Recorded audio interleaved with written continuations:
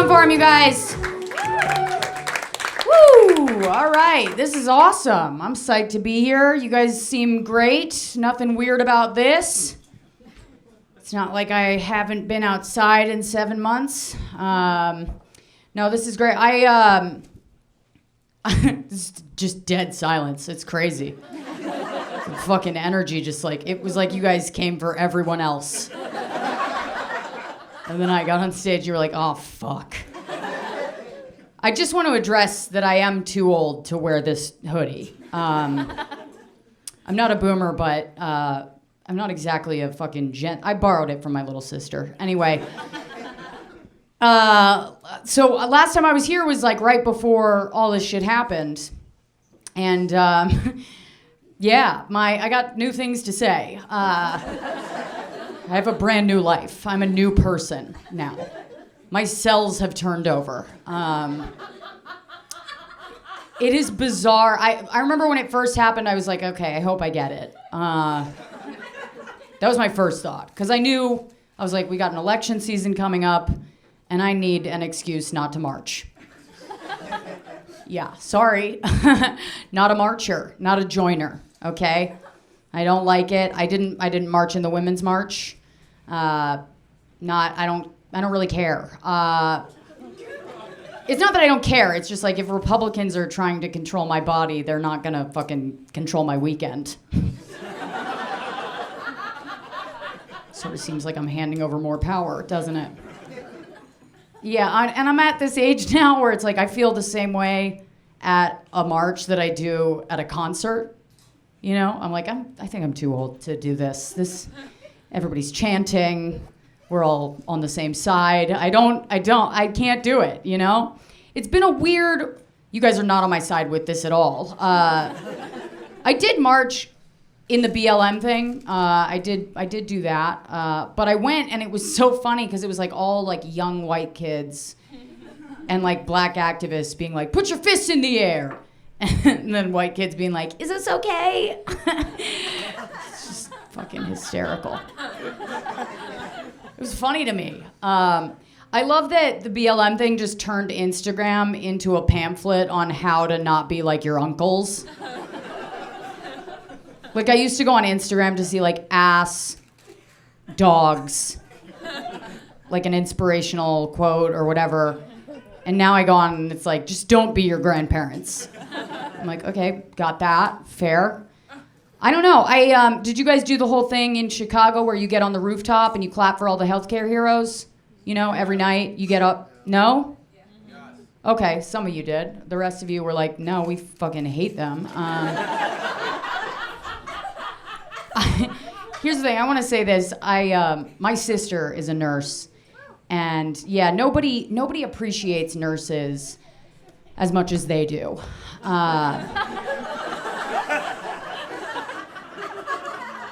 Yeah, they're heroes, and they'll tell you that. They will. Yeah.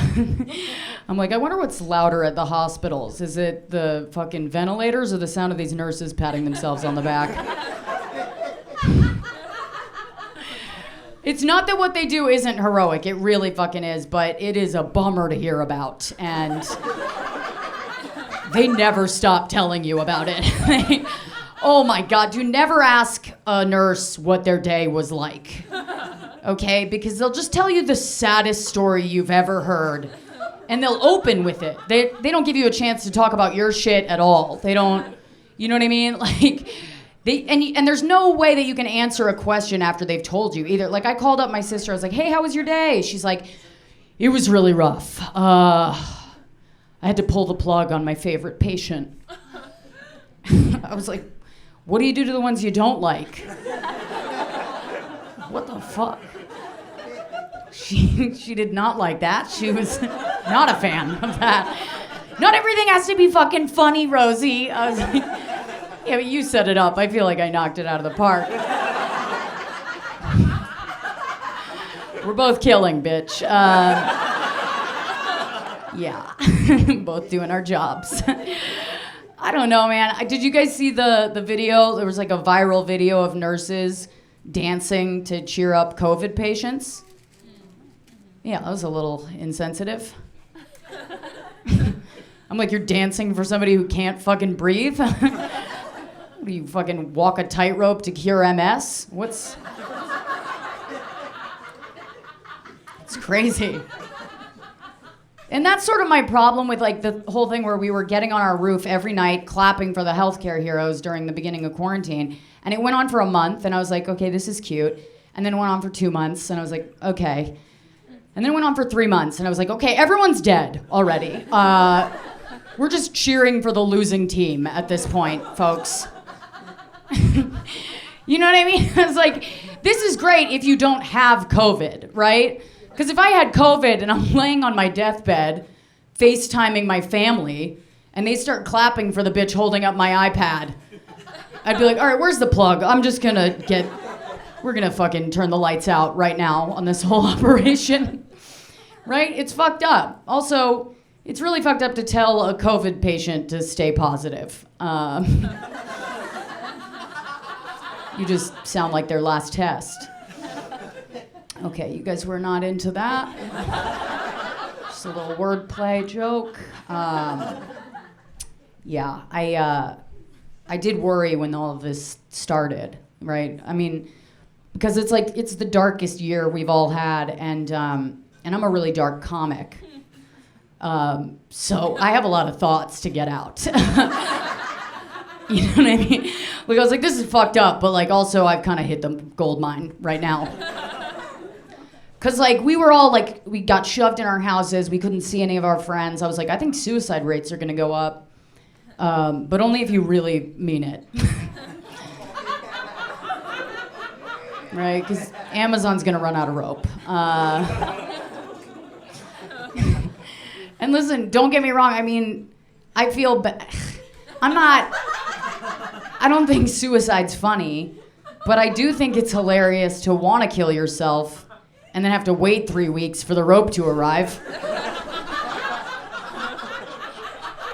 You're sitting at home just like, man, if this rope doesn't get here, I'm gonna fucking kill myself.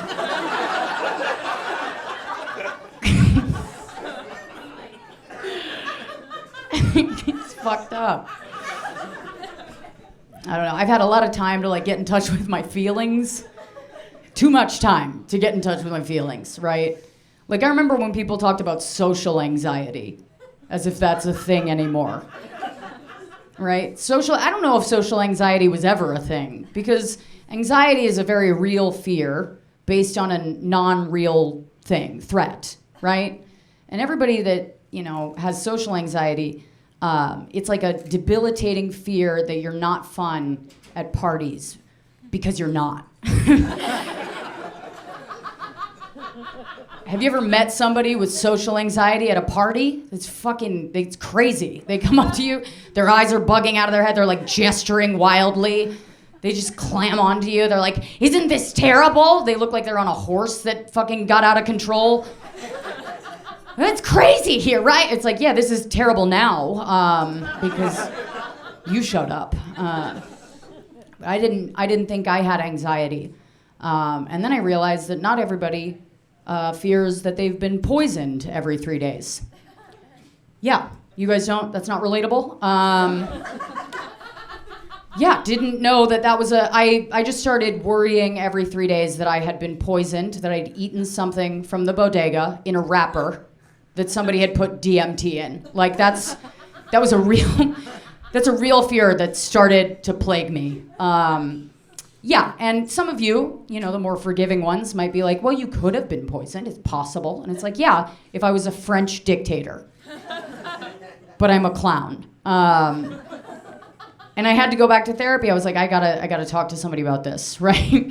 And I went back to therapy, and part of it was for anxiety, but it's also for my anger problems. Like I have a problem with anger.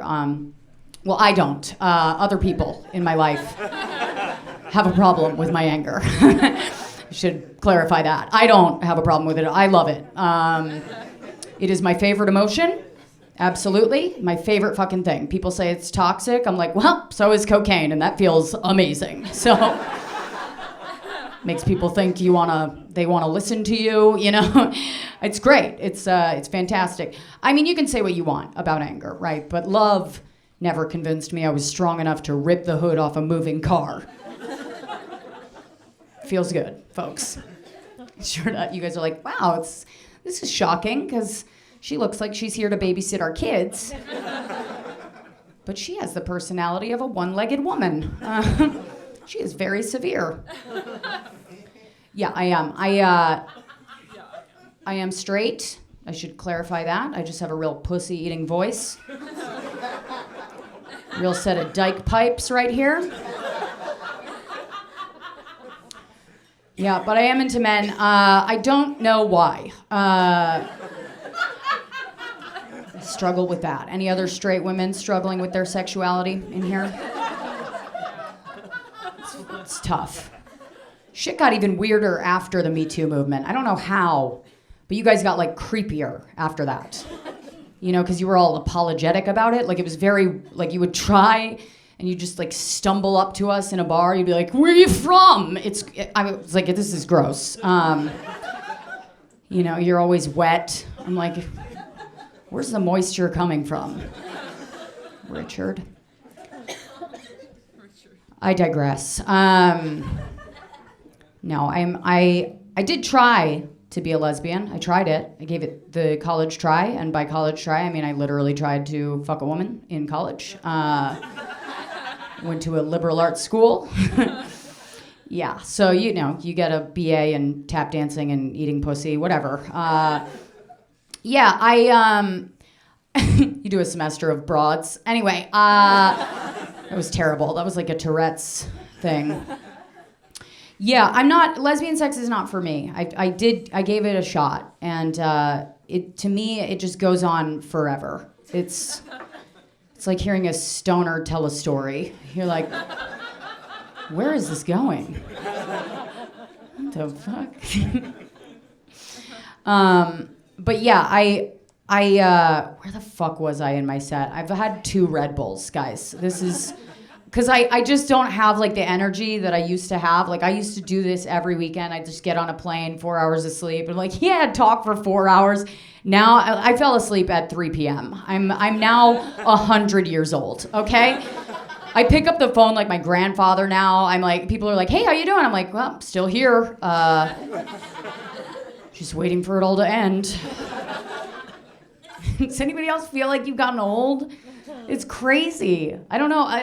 I feel like I've just aged. Everything has changed. Here's a new thing that happened. I fell in love this year, which, well, you know, I'm hoping it passes.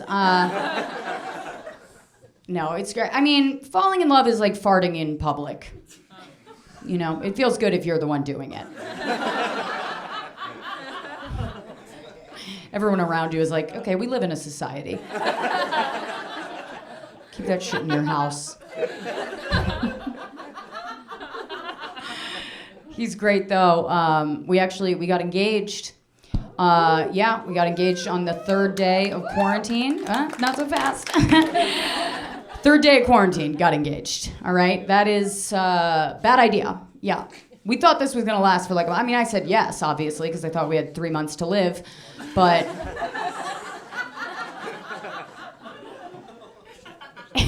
you learn so much about a person in quarantine. Like I could smell his fart from a mile away and know it was him.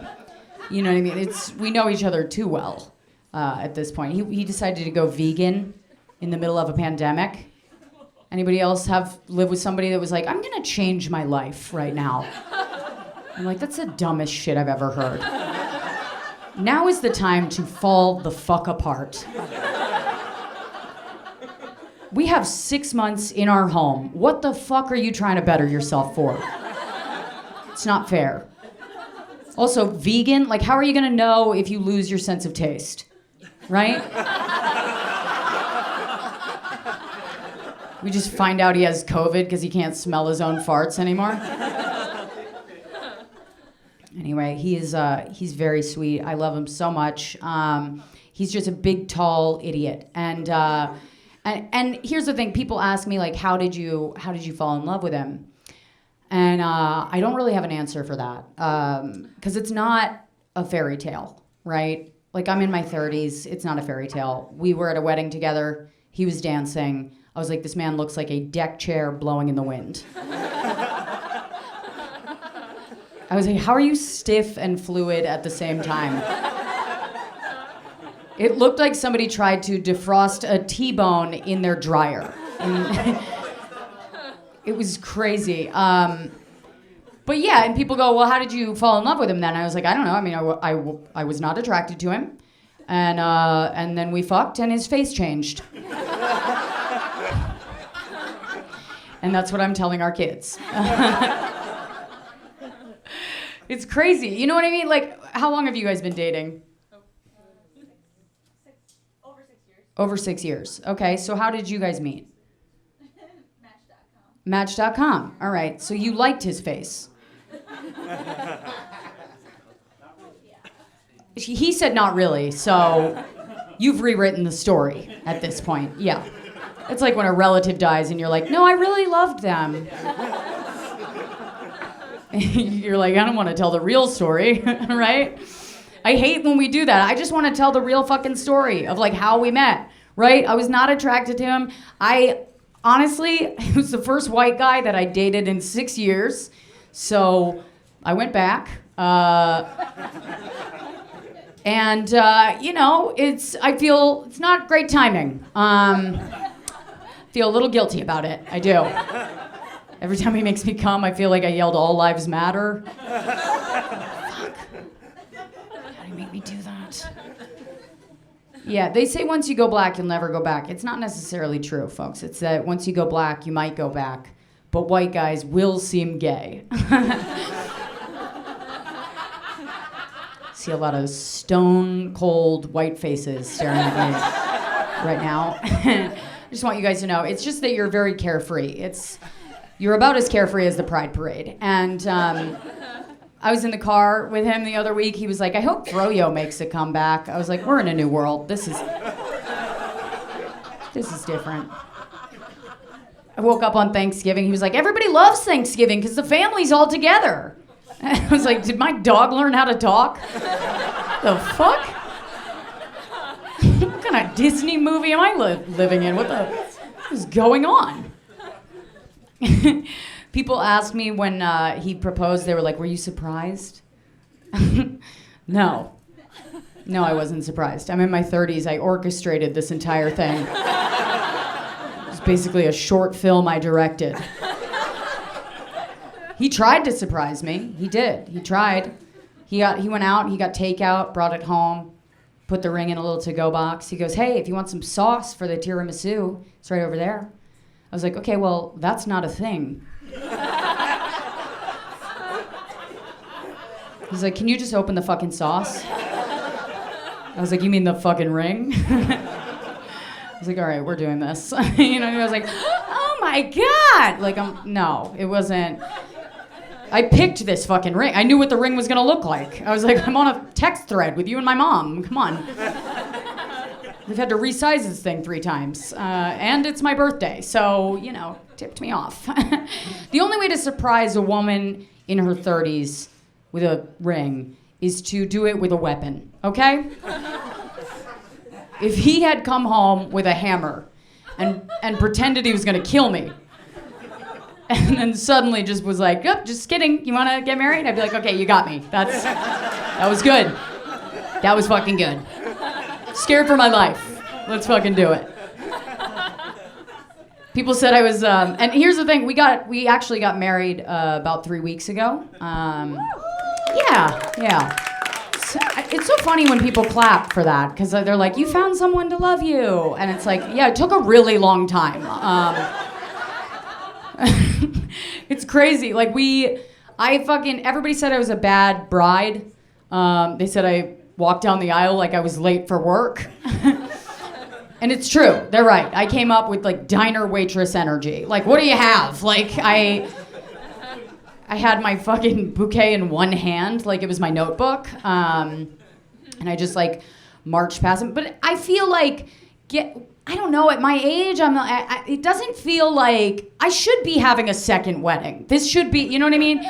It should be second wedding energy. Doesn't matter if it's your first. Come in, if you're in your 30s, come in like it's your second. You know what I mean? Like, get it done. Because it feels ridiculous. You're dressed up like a princess. You're like, it's my day. And everybody's like, okay, but we've seen the windmill of dicks that you rode to get here. Even my dad was like, I'm honestly surprised she can fucking walk. Here, just take her. This was close.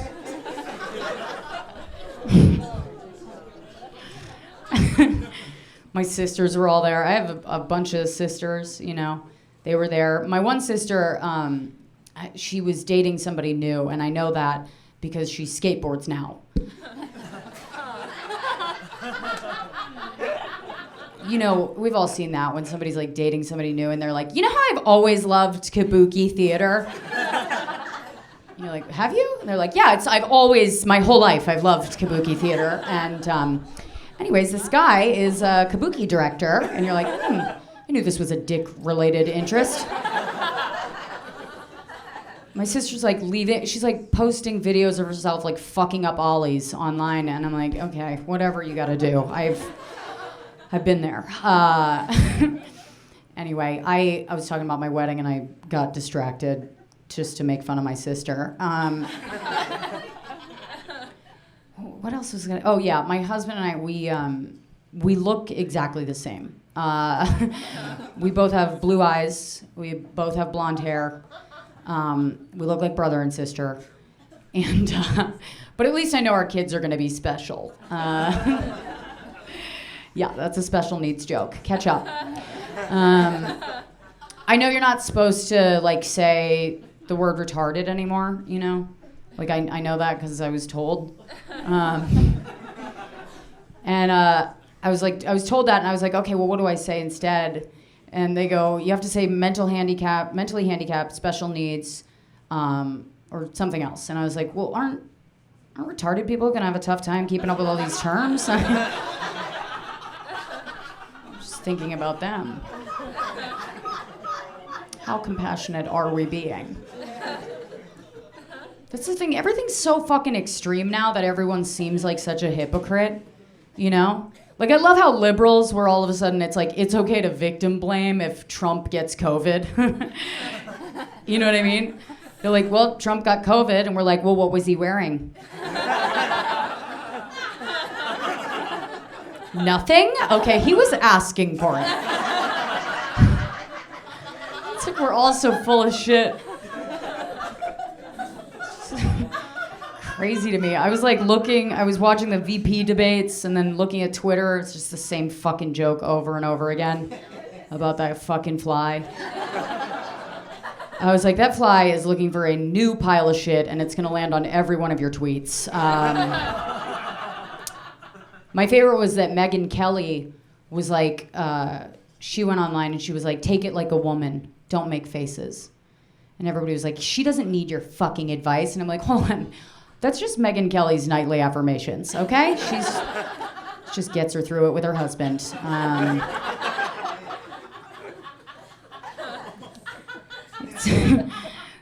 Thank you, lady in the back. You are keeping me alive.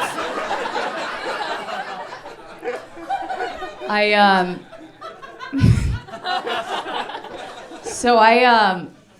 thinking about having kids because I'm pregnant.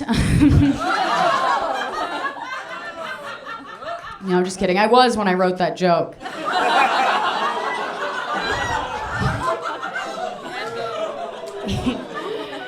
Yeah, only one of those got delivered.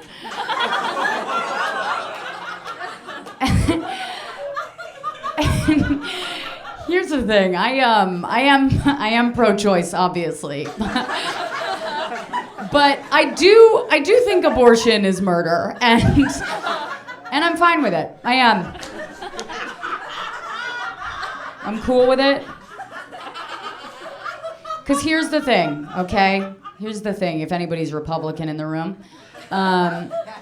if somebody broke into your home and demanded 18 years of your income, you'd kill that person too.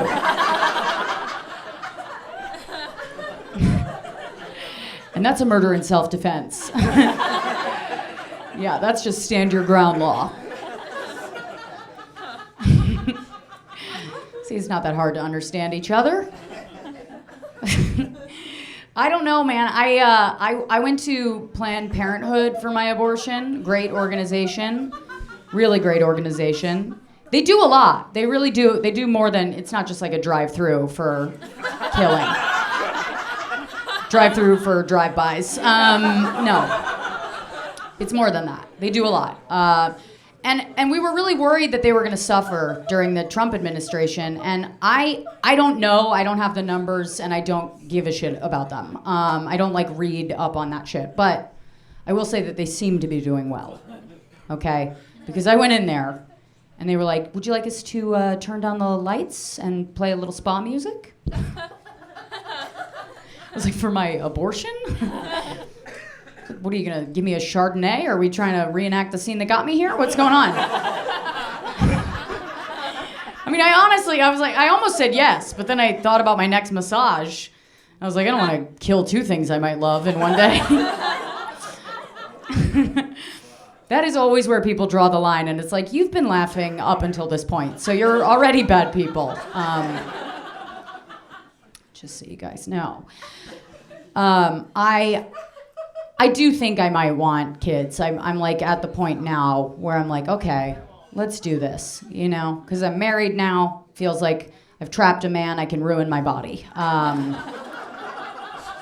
That's really what it comes down to. I'm like, if you're stuck here and you can't leave without me taking half your shit, then I'll go ahead and get pregnant, you know?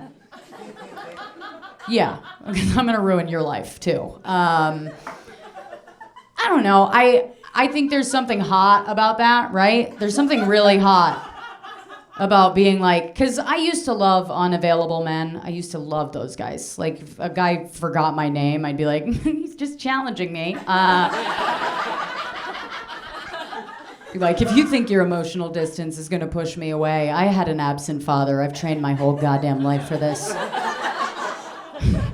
I'm like a succulent. I thrive on neglect. Let's fucking do it. But my husband now, he's such a sensitive, like, sweet guy. And it's like, sexually, we are complete opposites, okay? Like, I like to feel threatened in bed. And he likes a lot of face holding and eye contact. So it works.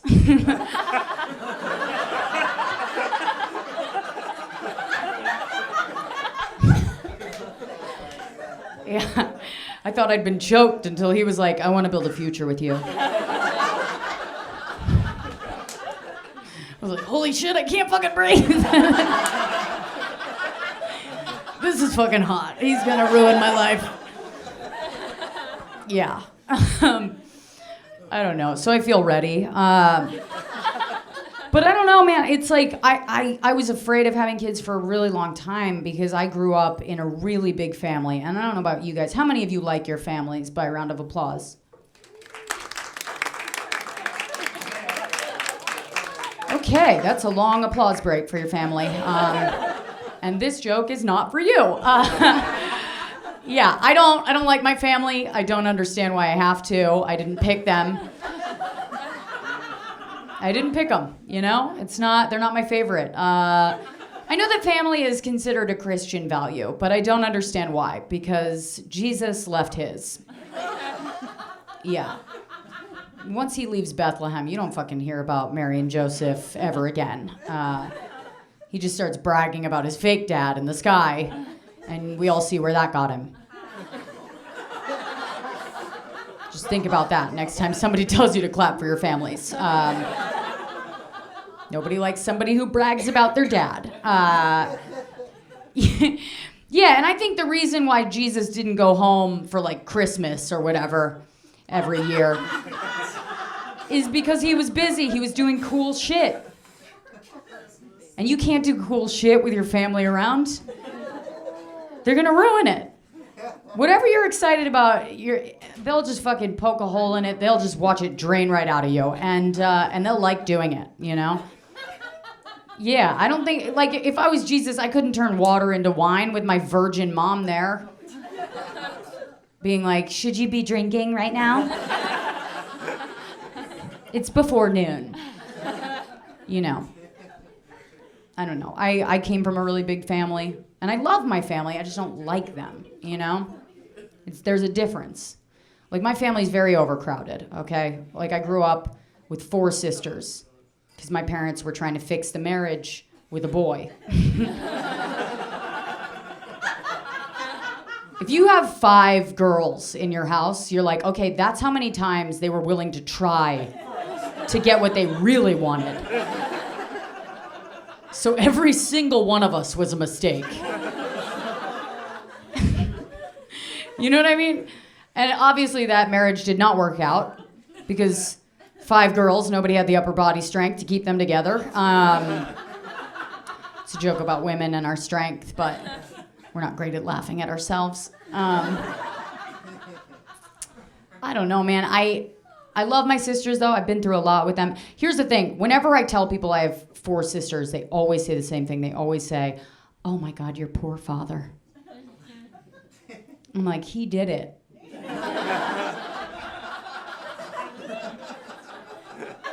Like, he had 3 girls. He tried for a boy. Like, he's got a gambling problem. You don't shake your dick like a pair of dice. Just hope you get one with a fuse this time. No. Snake eyes, bitch, you got twin girls. That's what fucking happens. You know what I mean?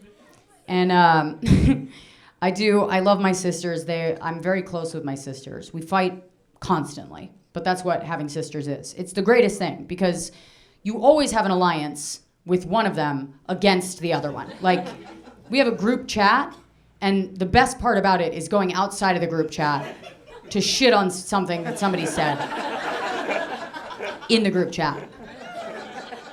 We're like, well, she's got a fucking leg to stand on with blah, blah, blah, blah. You know what I mean? And we just shit on each other.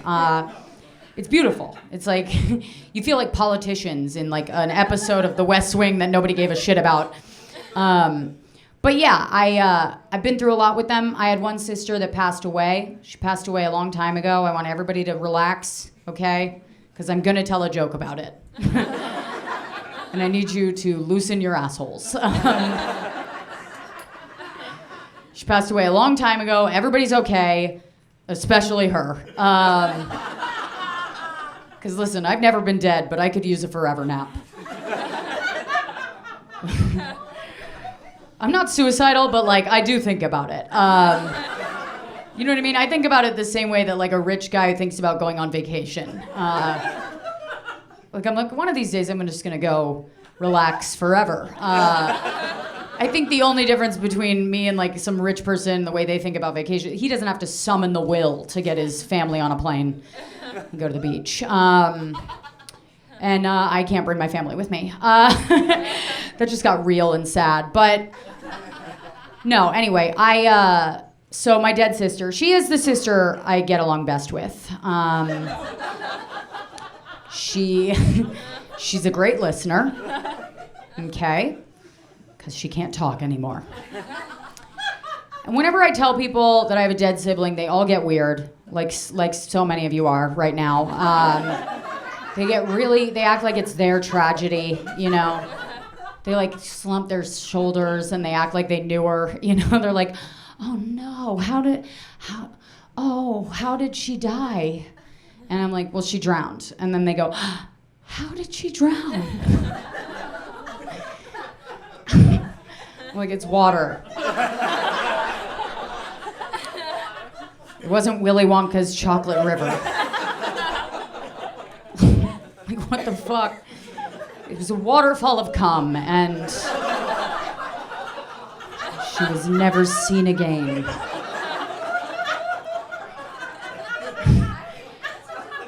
That's the thing they always want to know. They're like, and they're not really asking, how did she drown? They're asking, where did she drown? And they can't, to be fair, they can't ask it like that, because then it just sounds like they're going to go look for her.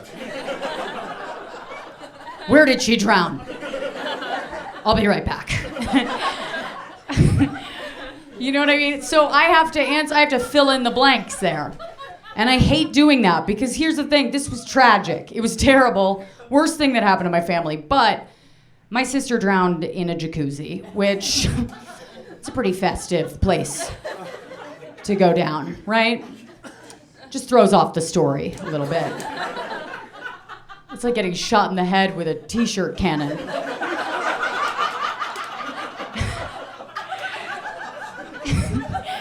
People are like, what the fuck? It's also like a pretty fucking privileged place to drown, right? Like, it's weird that the worst thing that happened to me still involved a jacuzzi. If you hear somebody died in a boating accident, and then you hear it's a private yacht, somewhere in the back of your mind you go, nice. Pretty sweet. Yeah, it's, I don't know. Like a jacuzzi is where I lost my virginity to make it special. And she took that from me. So who's the real victim? Yeah. Don't worry, it wasn't the same jacuzzi. It was the same day. No, I'm kidding. You can't draw the line there. I can't hear people going, oh no, you're on board, all right? You've joined the cult, so. Yeah, I think you get a dark sense of humor when you've been through a lot of death. I think that's what happens, all right? That's what happened to me anyway. There's this phrase like graveside humor, and that's literally what happened because I started making fucked up jokes the day my sister died. That was just the way that I processed it, right? I was at the funeral. I turned to my sister, we're all wearing black. I was like, hey, why are we wearing black? She goes, it's to honor the dead. It's what the dead would have wanted. And I was like, I don't think that's true. I feel like if we're thinking about what the dead would have wanted, we'd all be wearing life jackets.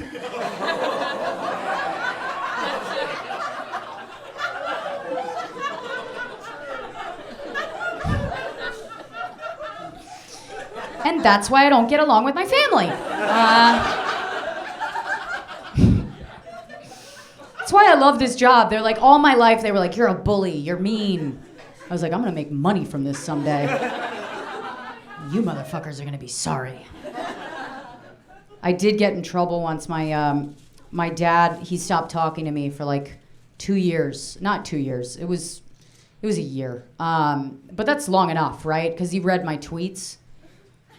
It was, he doesn't even have Twitter, so somebody started some shit. And I still haven't figured out who it is, but I'm pretty sure it's my stepmom. And Meredith is her name, which is a real stepmom name.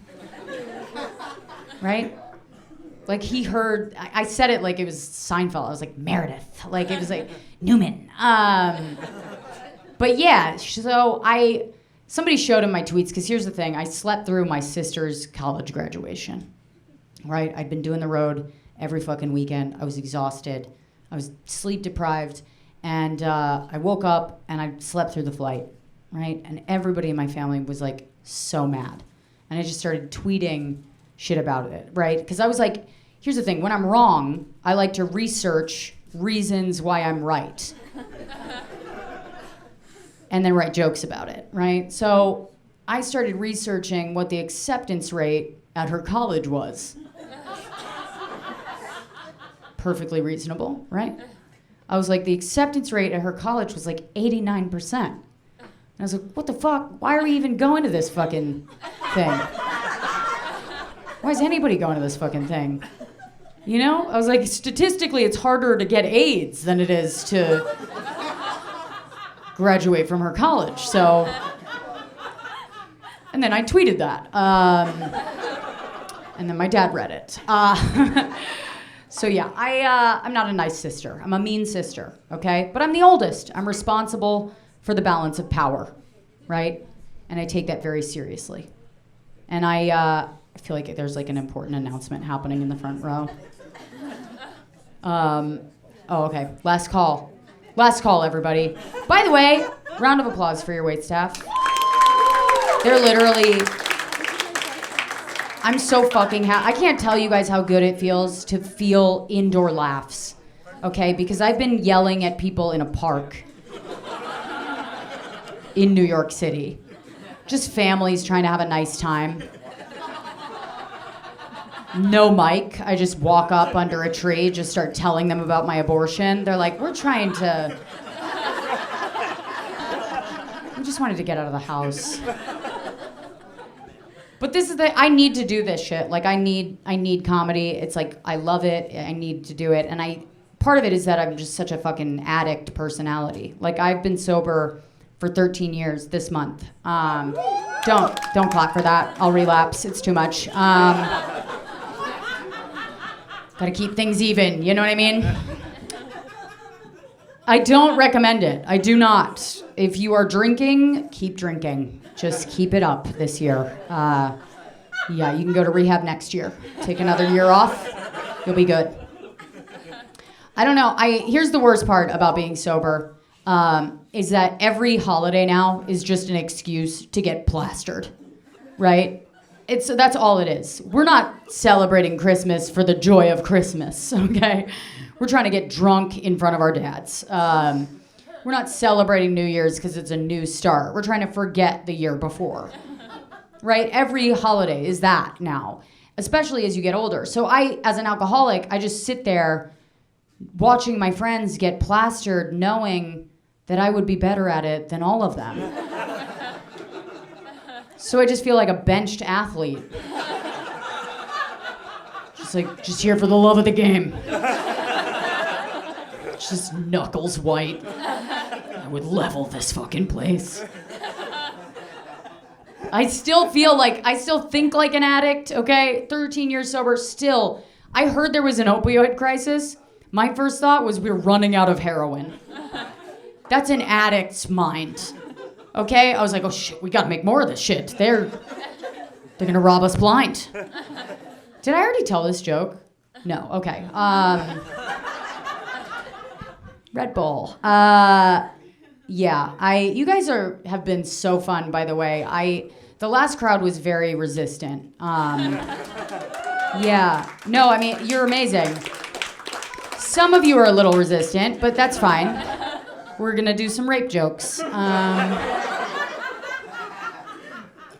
beauty of a good rape joke is, if it's funny enough, you'll laugh against your will.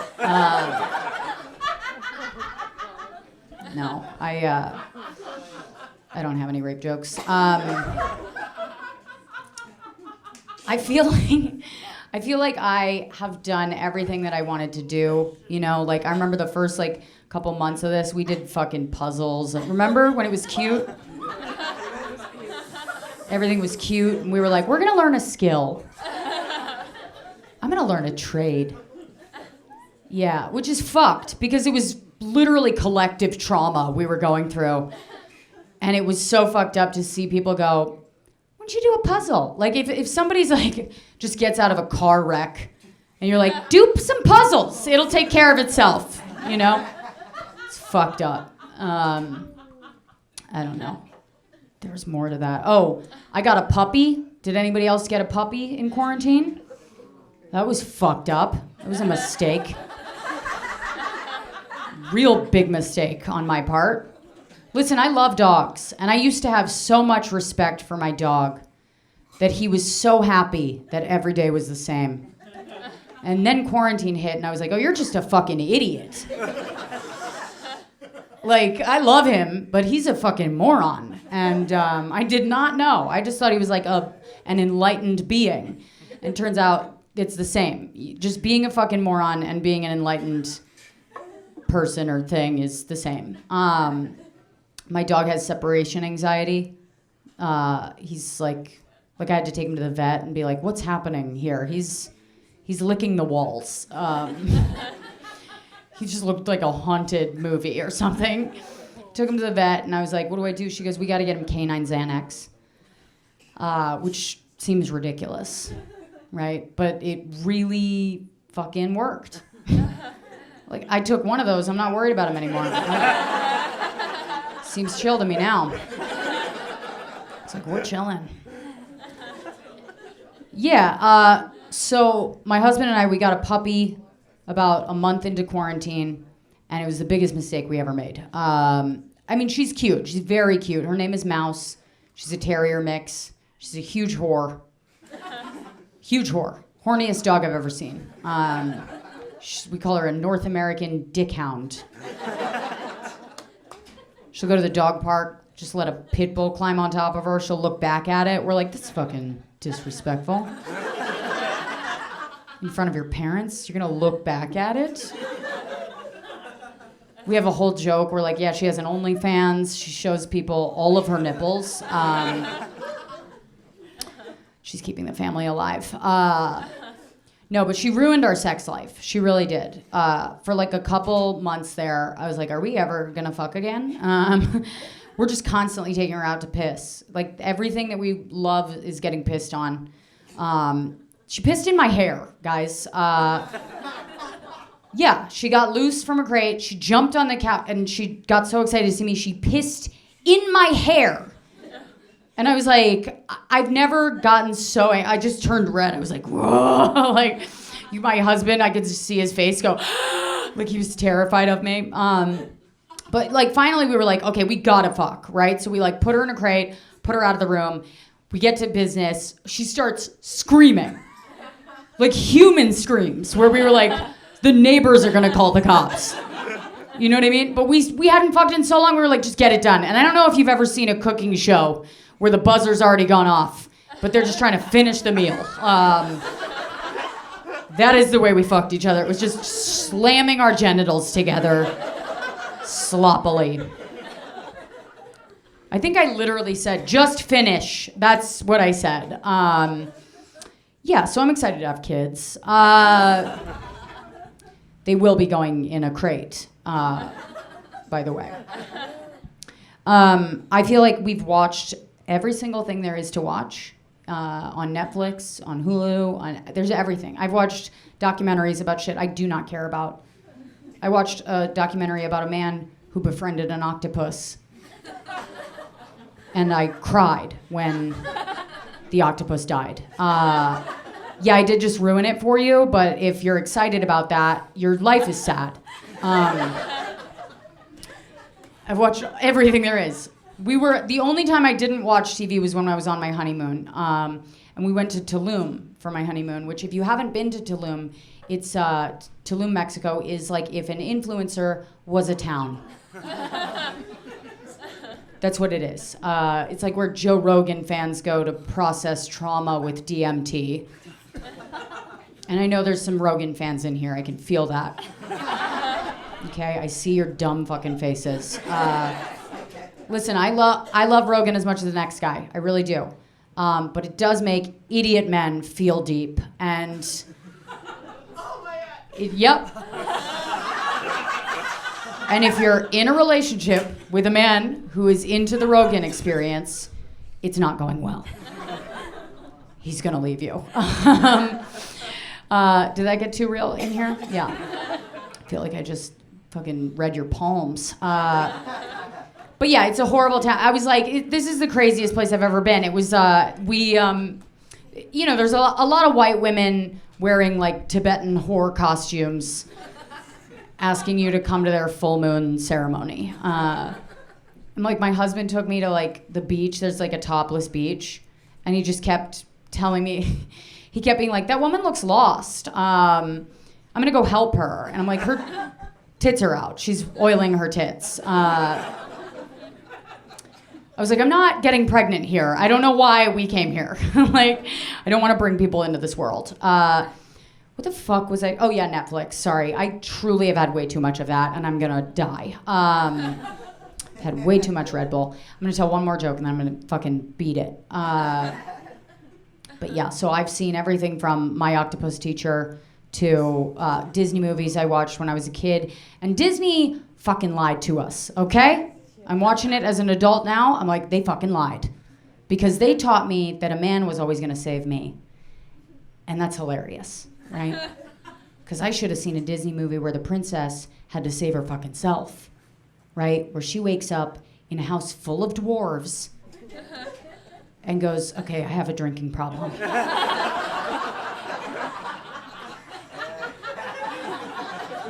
I need to take stock. I need to take care of myself. Maybe go to a meeting. Yeah, I watched the Michael Jackson documentary. Yeah, I know I'm late on that, but so was the documentary. Right. I watched it with my sister. My sister's like a real sensitive gal. And she was like, we can't listen to his music anymore. And I was like, I can't guarantee that. She goes, and I can't. It's like, have you listened to Thriller in a car when it comes on? What do you just turn it off? You just hop off a dick right when you're about to come? What's wrong with you? You need to see a doctor. All right? I'm not going to turn off Thriller if it comes on in my car and I'm alone. Absolutely not. I deserve joy. All right? I don't know. So she was like, well, if you listen to his music now, you're putting money into the hands of a pedophile. And I was like, first of all, he's dead, so he doesn't have hands. Those are gone. And technically, they were the problem. So, a little grabby. Yeah, and but even if he was alive, right? Even if he was, and I was like giving him money, it's not going to a fund to like, you know what I mean? It's not like it takes a ton of money to wine and dine a kid, all right? Stick with me. All it takes really is like a van and a bag of pixie sticks. You're good, guys. It's not a high-profile operation, right? And I get your resistance, I understand, because Michael Jackson, he did put a lot of money into manipulating and baiting his victims. He did. He fucking flew them first class and like bought them houses, befriended their parents. And you know, the reason that stands out to me is as a woman in my 30s, I was like, okay, he's kind of a gentleman.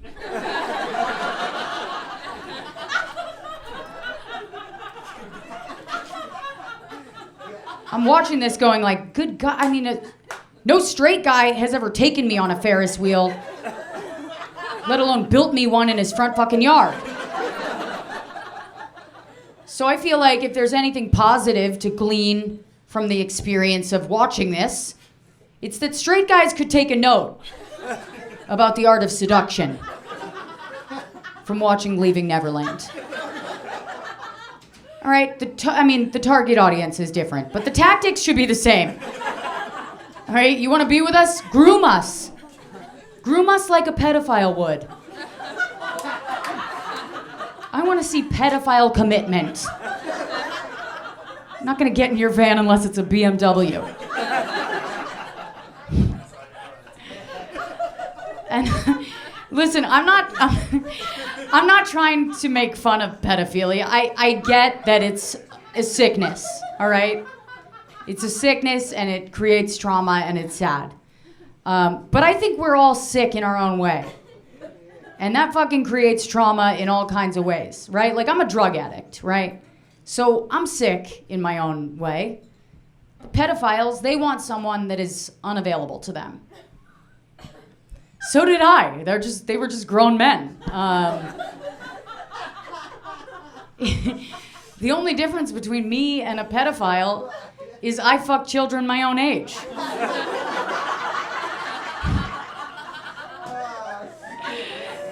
Every time I meet a guy with a podcast, I'm like, okay, I shouldn't. But I do love a challenge. You guys have been great. Thank you so much. I'm Rosebud Baker. Stay safe. Be good.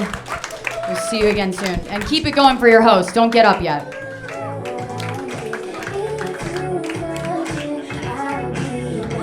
One more time for Rosebud Baker, guys. Clap it up. Round of applause for Stephen Haas, Ami Sanchez. Thank you guys for coming out tonight. Make sure you follow us on social media at Zanies Chicago. That's at Zanies Chicago. And we'll be leaving out the side door right over there. Thanks again, guys. Thanks again for coming, guys. Get home safely. Good night.